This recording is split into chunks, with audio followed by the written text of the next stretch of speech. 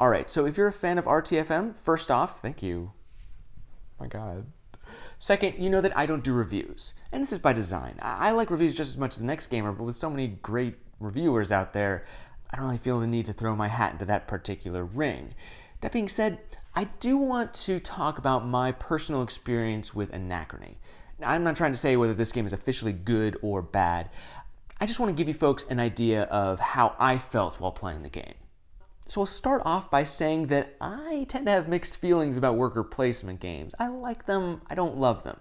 I do love games with a really strong theme though. So here comes Anachrony. It's a big chonky worker placement boy with a theme that I can totally get behind. So I take a look, and right away I find that I am fascinated by the puzzles that it presents. Like, how much are you willing to borrow from the future, knowing that you're gonna have to pay it off or risk breaking time?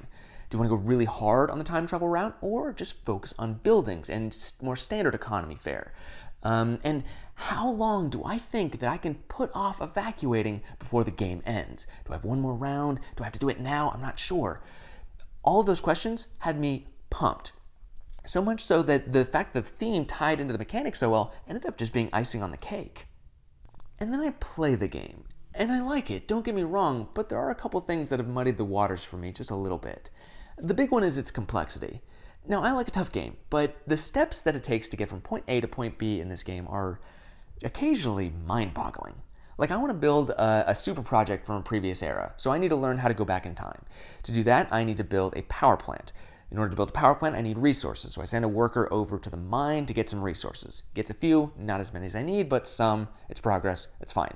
I also am going to need some breakthroughs, so I send a scientist over to get breakthroughs. They don't get the one that I want. I got half of the ones that I want, but I'm going to need to do another one of that, which means I'm going to need to spend water on the second time. I'm running out of water, so maybe I should build a water building, but now I'm running out of exosuits since I don't have enough power cores, so I need to invest in power cores, and so on, and so on, and so on.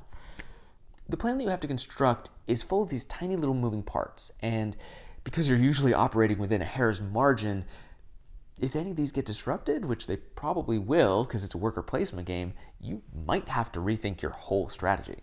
Now, if all of it were leading up to a huge payoff, I'd be down for it. You know, big risk, big reward, let's go. But I feel like a lot of the time, these big, long strings of actions end up leading to minor benefits. And the more boring strategy ends up being the winning one. Again, I'm not trying to give this game a seal of approval or tell you to avoid it. If you think that a time-traveling worker placement game sounds right up your alley, trust your instincts. For me, it ended up being a long walk for a medium-sized drink of water. But I'd love to hear what you think about the game. Do you feel the same way, or do you think I'm completely missing the mark? Let me know in the comments below, and I'll see you next time. Bye!